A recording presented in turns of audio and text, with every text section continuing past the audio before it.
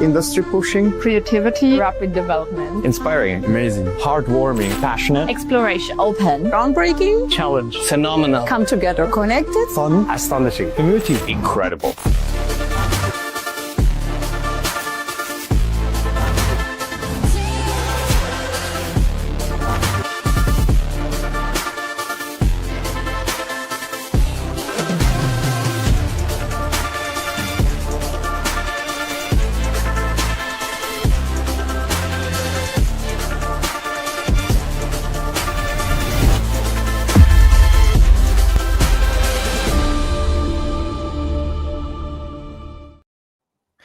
Welcome to a new episode of XR AI Spotlight, the show that gives the stage to the founders and makers pushing the boundaries of XR and AI. My name is Gabriele Romagnoli, I'm your host, and today we are doing something different with Dinesh Pune. Hi, Dinesh. Hello. Great to be here.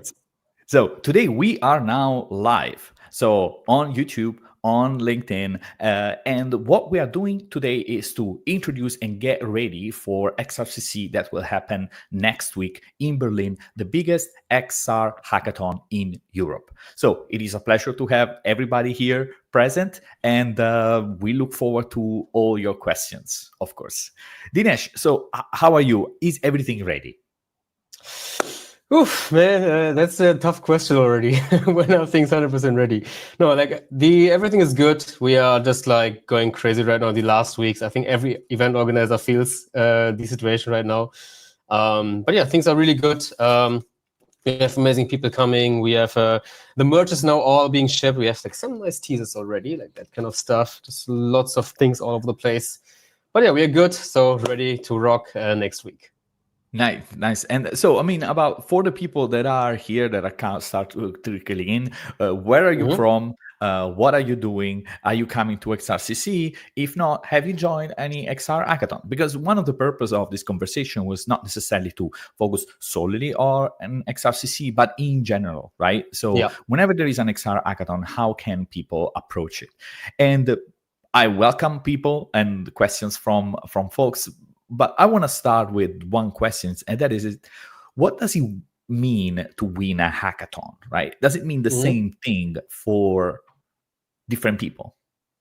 I think I would say first of all, winning is it's kind of relative also, because first of all, even if you don't win the first prize or something like this, you win a lot of other things that are actually significantly more valuable than the hackathon prize itself, actually, which is you learn a lot.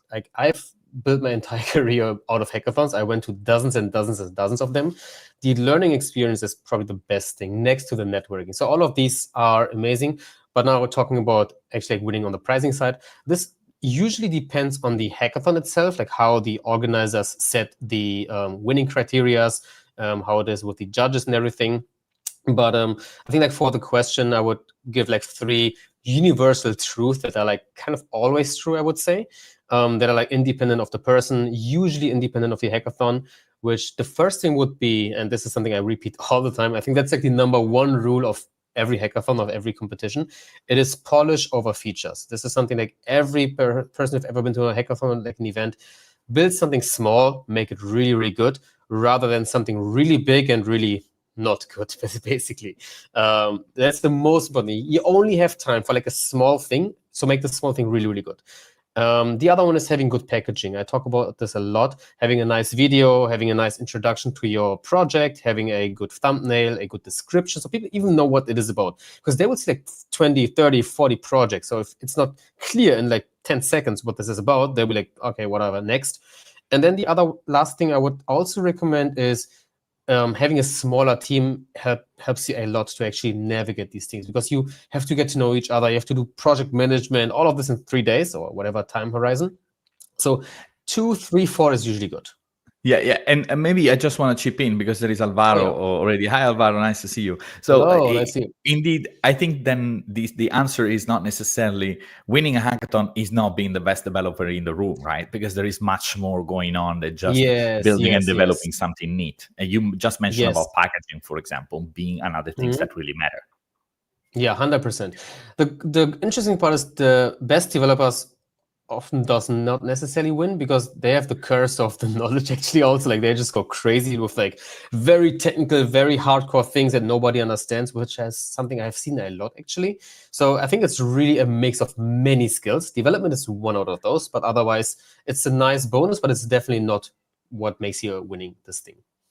Yeah. And maybe, so the other thing that I'm curious about is being, let's say, XRCC around the corner. What is that that makes it unique, that you think it makes it different from other hackathons? And is it going to be better than the first edition? Because I was there, right? So you set the bar pretty high, and the whole immersive insider teams set the bar pretty high. So what can people expect? Yeah, I mean, I would love to speak from the community. So like all of these things that I'm gonna mention now is like direct feedback from all of the people that we have got. So first of all, we had a rating of 9.2 out of 10 or something like this, which is like speaks for itself already. But I think like the main thing that we really do is like the care and the quotes premium experience.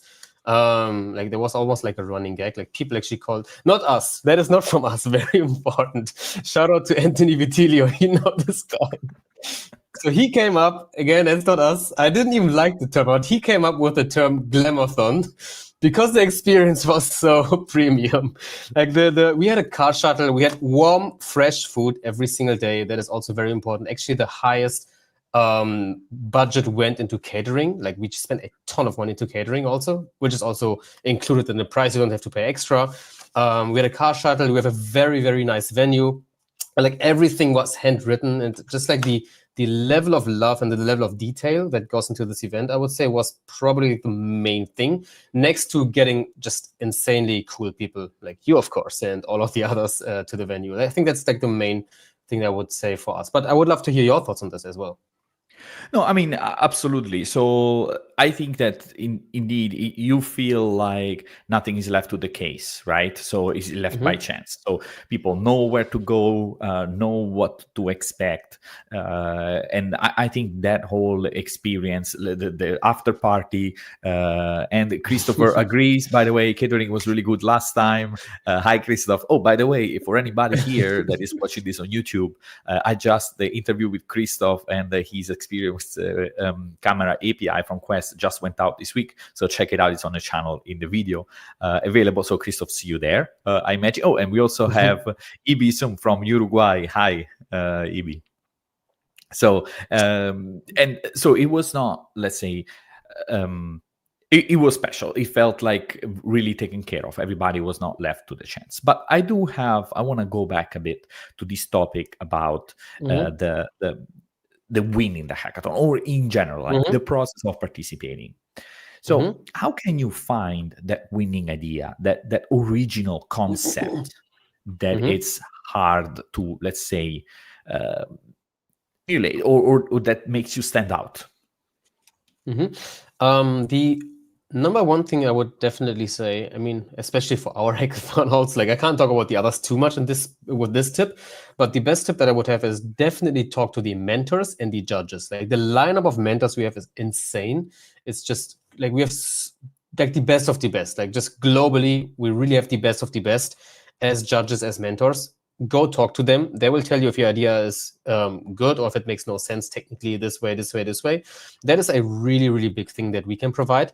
But in general, also, I think like a couple of other things is really figuring out that you don't necessarily need to like reinvent the whole world. Like take something that is kind of shitty and make it better. Like we have a lot of teams, for example, that they take some Quest interface, like the menu, the navigation, the item selection, something how MetaQuest does it or any other game, and then they take the existing thing, make it better. Amazing. Like you don't need to completely reinvent something. That is the other thing. And then also what we also provide is we provide challenges/ideas. So with every track, and we talk about tracks probably later on as well, but in general, we have like a number of tracks, and then each track is like an area. And we also provide ideas there, like kind of like problem statements. And based on those, you can just do the problem statement, which is also fine. You can abstract it, or you can use it as inspiration to get your own idea. So that is also really helpful to kind of figuring out, does it make sense? I think that's the most important thing. Like, does it actually make sense, or do you just use the tag for the sake of the tag, which is the good developers often kind of guilty of? Oh, I can't hear you. I hope it's not me. No, it was me. It was me. I'm Oh, here. okay. So, I think that when looking at the different tracks, that's also provide inspiration, right? Can you share maybe something about those tracks? What can people expect? Maybe for everybody that is here live can get a sneak peek and maybe start thinking, Exactly. because that's the other point. Extra value from being here live, by the way. But by the way, Dinesh, go ahead. Yeah. By the way, we also have a couple of slots available. So if you think, hey, this sounds interesting, feel free to apply. We have a number of slots still available. So why not? Regarding the And tracks, absolutely, if you are on YouTube, you might find the link to Immersive Insiders in the description. But otherwise, if you type Immersive Insiders XRCC Berlin, you will find certainly, and then you can apply there. Exactly. Awesome. So the way that we have structured this, similar like last year, we have these sponsors right now, for example, and we have Meta as a main sponsor, and then 3 enterprise sponsors. Like this. And we'll have 3 meta tracks. Like I will not go into like super specifics because that's still going to be a surprise, so people don't cheat, basically. And then we have like areas basically for some of these tracks. The way that we structure this, and this was fortunately also well received, is that every team applies for 3 tracks basically, and then like the first choice, second choice, third choice, and then they get assigned to one of them. So it's kind of equal. So we don't have like 20 teams doing 1 track and 0 for all of the others. It's just removes the fun of it. So that's kind of the way how we structure this. But you can still not tell us anything regarding the tracks then. Oh yeah. So about the tracks. So basically, we have the 3 meta tracks. You can imagine what direction that might be going. Talking about pass-through maybe here and there. Some other things Meta's pushing right now. You don't have to be a genius to figure out the direction, basically. But then the interesting part, I would say, for XRCC specifically is that we have these enterprise tracks. So you saw already we have Puma, Strauss, and Cupra. So last year we had an automotive track, for example. With Cupra, we have a fashion track, and with Strauss, we have like a training construction track. The interesting thing this year is also that we are adding a lot of AI elements as well. So Puma has a stronger AI focus, for example. Cupra is like hybrid as well. And basically the tracks will be in the direction of the particular sponsor in that industry. And then again, you can figure out what would be helpful in automotive, what would be helpful in the other areas. And that's kind of how you can ideate some cool ideas. So the question, what do you mean it's a hybrid track with AI? Can you maybe explain us that a bit? Yes, absolutely. So for particularly Cupra, they are interested also in figuring out how can you combine XR and AI. I mean, all of the stuff you probably also talk a lot about. And I also think this is something where we see like just a trend going towards anywhere. It's like AI and XR is kind of merging together. We see this with Meta pushing on both ends. Google's glasses are like more like AI/XR glasses already. And this is something that, in this case, Cupra is also interested to figure out some cool ideas. Like, hey, how could you use this? How could you combine this? That is like the hybrid track, if that is explained it well. Yeah, makes sense. And there is Christoph who is saying, hey, how can I win? Alvaro is also asking, how can a developer stand out in a competition or become memorable even if they don't win? I think, by the way, Alvaro, one thought is, first of what does it mean for you to win? Because as we started this conversation, I think winning can mean different things for different people. So maybe he's making the right connection, right, for you. So then you probably need to be maybe more active and showcasing some of your work, and not just necessarily sit behind your desk and code, but also network and connect with others. I mean, again, this might be very basic answer, but Dinesh, what's your thought there? Can you just show the question one more time? Because I had like two parts. Yes, nice. How can a developer stand out in the competition or become memorable? This is a really good question, by the way, also, because like statistically, there's like, I don't know, 5% of teams winning, especially for like bigger events, like our online hackathon. That's like 1% or 0.1% of teams actually winning, like winning the prizes. But becoming memorable and standing out, I think one thing is definitely just talk to a bunch of people, have a good vibe, like the basic stuff that Gabriele also said. It's basic, but it's very, very, very essential. The other thing that I personally talk about a lot, and I try to integrate this actually with the winning part, which is like having just a really standing out trailer. Because like it is how it is. People will not spend a lot of time on every single project. Let's say we're like 30, 40 projects. They will not spend like 20, 30 minutes on each of those projects. So they will just like skip it through, especially people who are like in a rush, and then maybe some of the projects don't get tested at all. There's just like a lot of stuff going on that your number one way to actually have people getting interested, like opening up the doors, it's the same as content creation, is the packaging. That's why I think 25% of the judging goes into packaging, which is the trailer. It's mostly the trailer, which is also why we have a dedicated trailer workshop at XRCC last year as well. And Gabriele, you have seen the trailers. They were freaking insane. I was like blown away by the quality of the videos. And that is really how you stand out. I would say that's like one strong way for sure. Yeah, and here also a shout out, a seconds to creating this trailer. It's an art in its own, right? And sometimes people always think about like, oh, well, what can I do? How can I join this competition? I'm not a developer. Well, that's really like a great opportunity because you can build a great story, and also like, for example, you can use your camera skills, or for example, if you're a designer, ShapesXR is super powerful as a design tool for who doesn't know. Maybe like before the project is even coded, because before there is even anything working, you could already start creating the story for the trailer and build it up and using these mock-up that are created with ShapesXR in mixed reality. And for the video, they do a pretty 80% of the job there, right? Of course, then you would want the judge to put on the headset and try the interactions for real, right? But I think that is really great value. So if for anybody that is even thinking about, hey, how can I help my team? I'm a designer, it's done. Well, building an amazing trailer, it might just get that judge interested. And this is probably also overall, maybe Alvaro, another point is like, do not think just about the code, but being also properly and enough time how to properly package your work and share it outside, right? So to be memorable, the first thing you need to do is stand out and be seen. And a good trailer, it does like a very good job for that. And a quick shout out here to your community, Gabriele. We really want to have more designers. This is not a developer only event. Like I get this, like this is a question we get a lot. Like, hey, I'm not a developer, can I still come? Yes, please. Of course, 100%. Like we, just like you said, like we also use ShapesXR for our own hackathons and experimentations, all of this like initially, immediately, and then kind of build off, which is like so helpful. So like any ShapesXR design person, like you are super essential and super valuable to add to the whole part of this as well. And then again, like any other role makes a lot of sense too.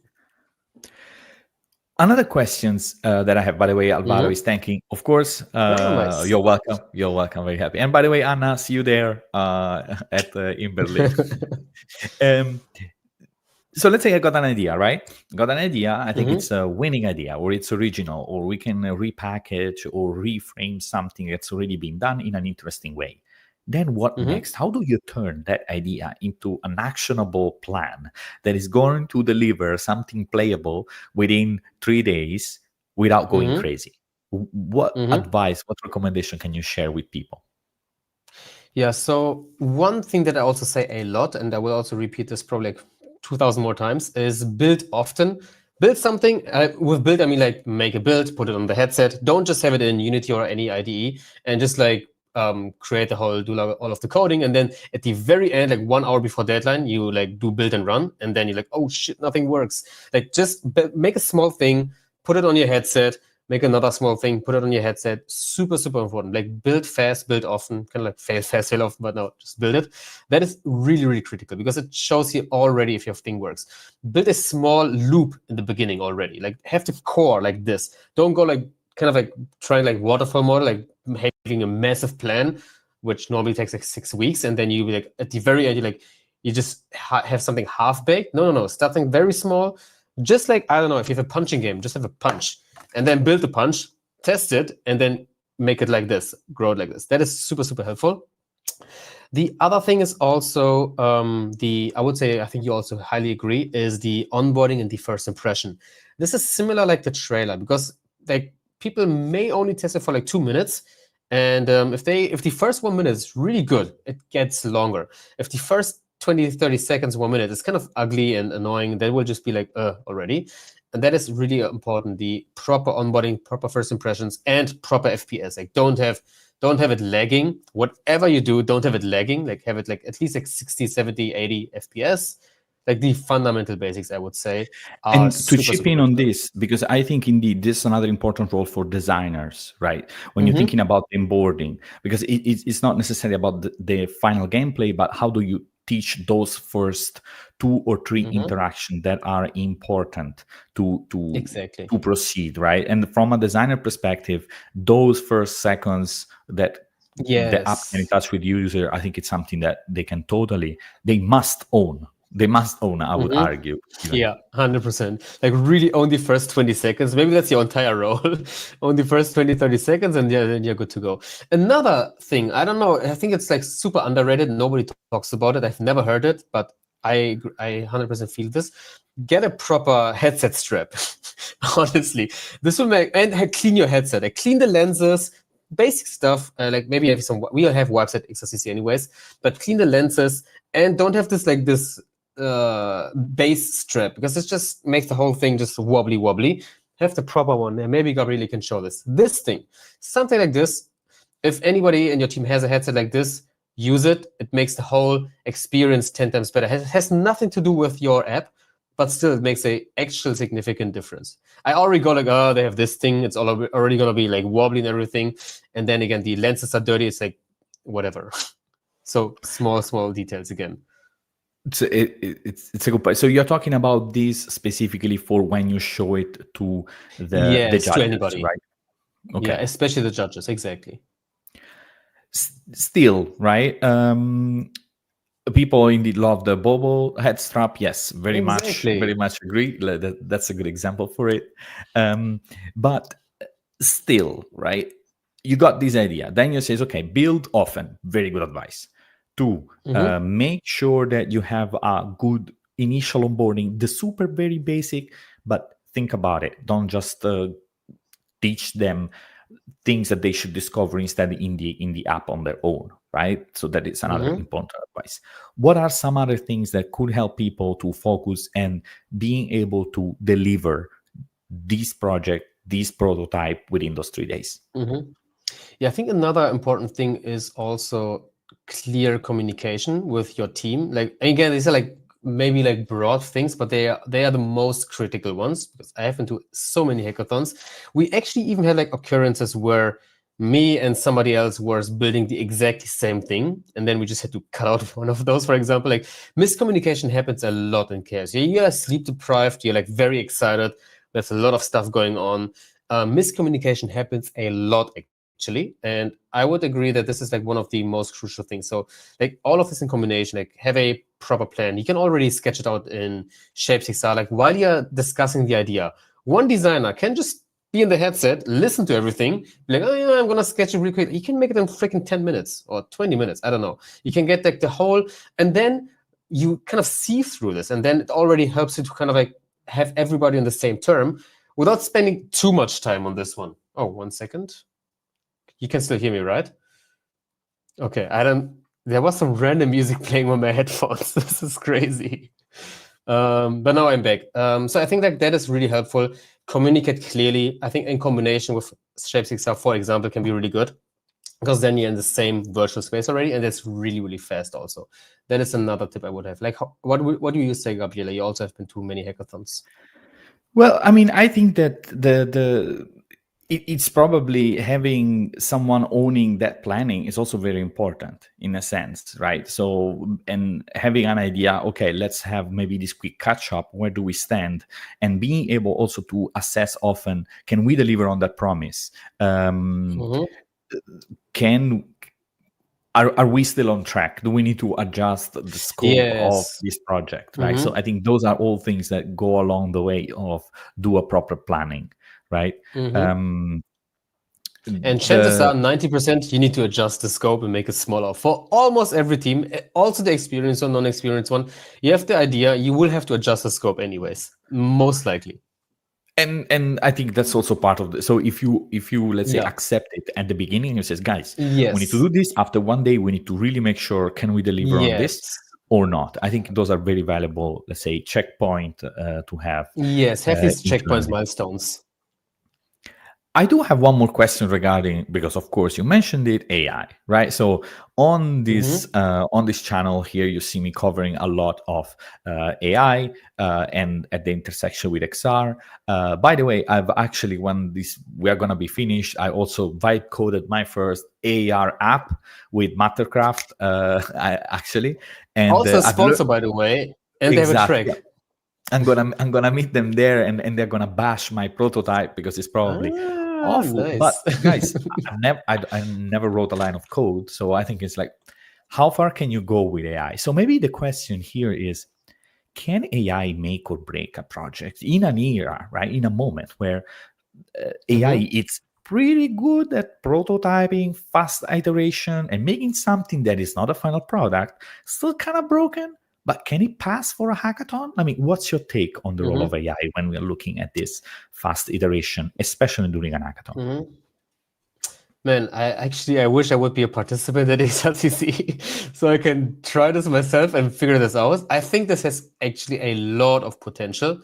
Again, I haven't tried it yet. I have also done some like testing, vibe coding things, like building my own internal tools and everything, which is crazy. It's so impressive, actually, especially regarding the 3D generation stuff. I think also this can be really, really interesting to kind of like get started. To build something really fast. It doesn't have to be super polished anyways, and it doesn't have to like cover 100% of all edge cases because it's a freaking hackathon. It's like showing the idea. So I would honestly encourage trying something like this out. Some of these AI tools, especially like these 3D Gen AI tools, because we are in XR, could be interesting as well. I've had interesting, good experiences so far already with trying out some vibe coding tools.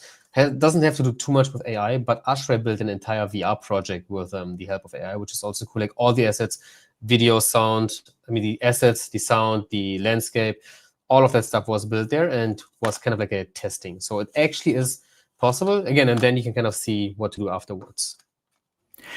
So since you tried it, right, to some extent, what are the limitations there? Is that like a problem? Because at the end, 3D assets, right? But is that like they are maybe not low poly enough? Especially when generating 3D assets, it feels almost like a no-brainer, even because I think also the judges do not expect a very polished 3D model, right? And the AI is getting pretty good at the moment. So if you have especially props, I think it's almost indeed a no-brainer. Yeah, absolutely. I think like in the you can really use this hackathon also as a experimentation ground for figuring this out, and then be like one of the first who's actually implementing all of these things with AI, because I think like this is now a good timing to really go deep on this one, especially for coders, like for good developers on the developing AI side. Like some good friends of mine, so like genius coders, they actually use it a lot. For example, like they work with Cursor and then they just build like crazy stuff. If you're good already, like if you know the foundation, probably the same for 3D artists. Like if you're a good 3D artist, you with something like Meshi or something like this, I think would be like on steroids. I would think so. I don't have proof for this, but that's kind of my intuition. So this is a good point you're making. So do you see then the kind of like gap between these beginners and pro kind of like getting bigger? Because what you're saying is that if you are a good coder, right, a good developer, then with AI you can become extremely much better, like right? Right, Yeah. exactly. Does that mean that the people that are starting up are somehow at a disadvantage, even though they are more powerful, because the people that are more skilled get more out of the tool? Yeah, this is a really, really good question. And I don't have a definitive answer on this. I have a couple of gut feelings, to be honest. I have a couple of stronger opinions also, where I'm quite confident on how I think about this.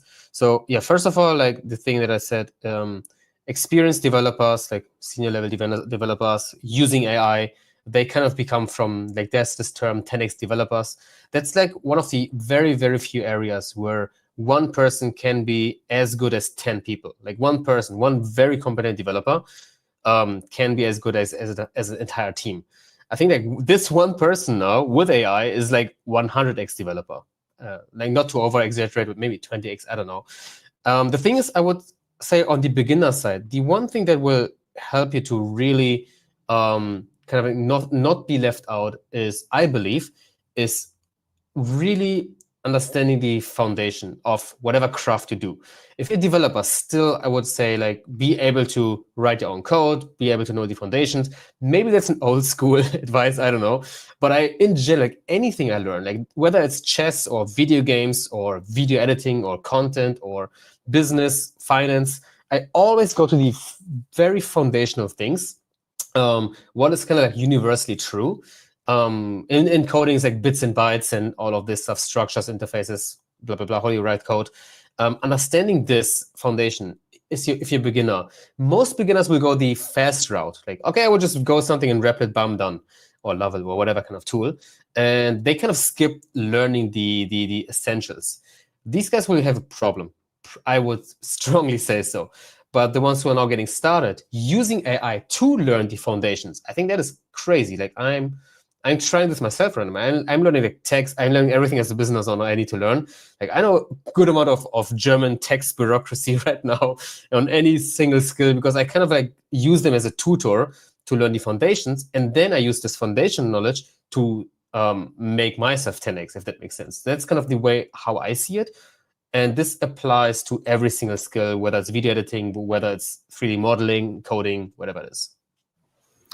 I want to also give space to some questions. There was Julia that not so long ago, ci sono challenge XR in Italia? It means, are there XR challenges in Italy? It's a good point, Julia. I am not sure, at least not that I know about. But maybe if you follow me on LinkedIn and you send me a message there, we should make something. We can maybe do some, or in general, I can maybe ask some people that I know, and then I can get back to you on that. There is another question again from Alvaro. He's asking, what advice do you give to someone who loses their team midway through a hackathon for whatever reason? Is there a point where it's too late to jump onto a different team? What's your experience? Yeah, that is a good question. Fortunately, this never happened to me, but I've seen this a few times happening.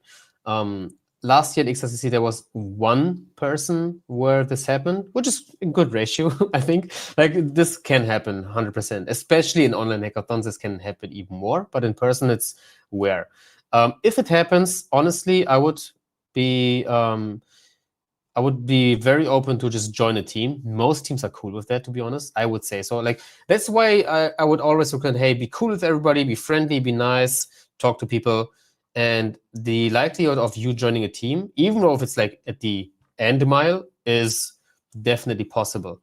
I think that's the only thing I can say about this, to be honest. Like, otherwise, yeah, try not to break up with your team, but sometimes it happens. It's very rare. I have not seen it too often in person once, but if it happens, 80% that you can just join any of the other teams because they understand, they are not hardcore like this, and I think this should be possible. Makes sense. And by the way, on the topic of 3D Gen AI, I think Bird or Die is having a good point in the sense that having a consistent visual field is more important than how perfect the model or textures are. So keeping the vibe, I mean, not even the vibe, the theme, the brand of the experience, I think it's a very good point. But that's how I think also image helps quite a lot. And it's an image to 3D. In the sense I'm talking about. Yeah, very, very good point, 100%. And also shout out, like, long time subscriber. I've seen your comments through 7 years now, man. Super, super good job. Thanks for being here with us as well. Exactly. So, Dinesh, for the rest, what else can you say? There is another point that I wanted to quickly discuss. Maybe it's late given where we stand in the conversation, but there are two more. One first is, if you don't have your own team, because there are people that come and they have their own team, right? There may be 3, 4, whatever that might be, they are like ready. But for people that do not have their own, what advice would you give to find teammates and participate and join the hackathon? Yeah, very good question. First of all, I would say, I think in the hackathons that we have organized and the hackathons that I've been participating, 80% of people don't have a team yet. I think most of them actually kind of like find each other at the hackathon, which is pretty awesome. And usually a much smaller percentage comes as a team already. Still, in any of those cases, I think the number one thing is just like the same. Hey, talk to everybody. we, depending on how good the hackathon is organized, and of course we take care of this, we have a lot of kind of like facilitation for team finding. For example, we have like stickers on what kind of profile you are. Are you a developer? Are you this? Are you this? Are you this? We have kind of like areas which track you're mostly interested in, whether it's like one of those sponsor enterprises, Meta, or some of the others. So you can kind of like be in the area where you find like-minded people for the same track already, for example. That's another thing. I mean, these are specific things that we do at XRCC. But if you talk about in general, I would also be, hey, try to connect with them with some idea that you already have. Because some people bring an idea already, and some people like kind of subscribe to an idea. So it's kind of like a sales pitch. You don't want to be overly salesy. You want to be open to not having your idea. It's kind of like a dance, to be honest. It's a social thing. But yeah, there's like many ways to do this. But yeah, I agree this is sometimes stressful, especially for introverts, which is why we make a lot of things to make it actually simpler for the team finding. I do have another question, right? Seeing these from let's say from the outside. So I've seen sometimes teams that come with something that has been already in the work to some extent, right? Let's say, because you can imagine that there is going to be something like a game, right? I mean, and those can be kind of like recycled, right? You can use something that you have already built. And I mean, is that cheating? Is that not cheating? Like, I mean, to what extent you can reuse your own knowledge or code that you have already written for something that is maybe similar for a hackathon? And I'm not talking necessarily about XRCC here, right? I'm just more broadly based on your experience. How do you deal with that? Yeah, I think this is something that probably, I would assume, all hackathons organizers heavily struggle with, because it's almost impossible to 100% guarantee any of this. Like, we had teams at when we had the online hackathon, which had like 3,500 participants, 200 projects. That was insane. We had some teams that like literally take a project from a different hackathon, pasted it into the XR Design Challenge. One thing we do to like, there's just ways to prevent this, basically. So some of the ways that we do it, for example, is like reporting. Like, some team can report something else, just like, hey, this has been built there already. There's some evidence. Then they get disqualified. That's the easy and obvious stuff. The other thing is like, how do you define this really? Like, we also do like random checking on, I can't give the secrets away, but we have some ways to check whether this has been built already or not. We kind of like spontaneous check this also, especially with this project where it looks like suspiciously well polished, for example. We can kind of do these things. And then if we figure this out, that is like kind of like breaking some of these rules, we can disqualify them. But again, like, it is still possible to somehow sneak your way into this. But yeah, I think this is something that is not really an easy solution, just how you define these things, if that makes sense. Yeah. And I mean, it's just that I can imagine it's super tricky. But yeah, I mean, I think it's also in the spirit, right? Come on. I mean, if you spend 4 that is days, an important thing. If you spend 4 days, like, okay, yeah, you're going to win the first prize. But don't you have, and maybe you split it with 4 people, don't you have a better use of your time to earn those money that you're gonna split with the people? I don't know. Yeah, I mean, it's also not that you get like 7 million euros in prize money that you have to like be unethical. I don't know. It's just bad taste. Karma will get you anyways. So hopefully nobody does it. I haven't seen this in such an obvious way so far, except for the XR Design Challenge. Some teams, they got immediately disqualified, and then it was just fine. Makes sense. So, Dinesh, I think we are kind of like, I would like to invite anybody that is here still, like, if you have any question, this is the time, because I think we are about to wrap up, and we have seen a few popping in, but if you have it, this is probably the right moment. So maybe when we have discussed briefly about packaging, right? So when you think about packaging the project, meaning the thumbnail, the video, what do you think is important, or does the judge look at? What is that attracts it and makes it, okay, yes, this is like something that I should check out?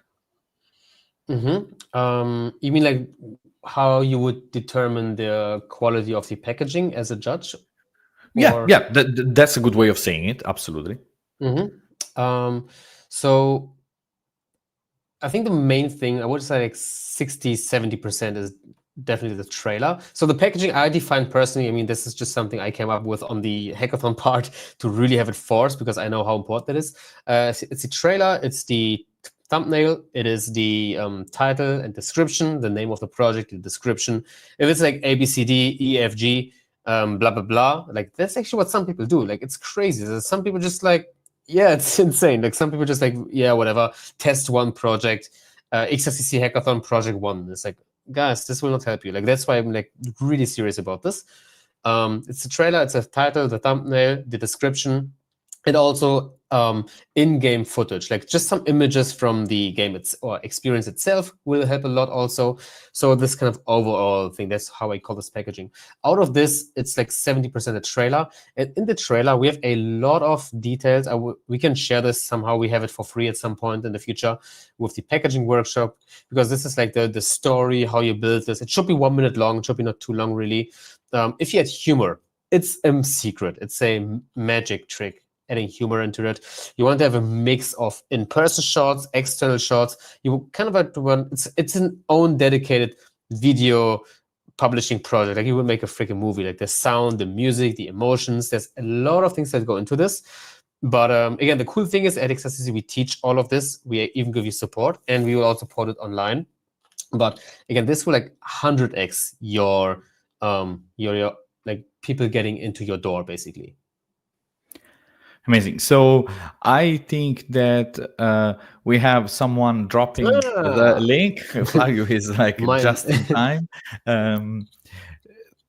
So Wow Lab said, thanks for XR discussion. Do you have Twitch for streaming like this? I mean, we're using StreamYard right now, but I mean, we can maybe start up also Twitch channel. I mean, we are everywhere on LinkedIn. Maybe we can also start that. So thank you, everybody. Flavio, again, xrcc.events to apply for XRCC and get the last spot. As a reminder as well, if you like interviews like this one, check out also my newsletter at xraispotlight.substack.com.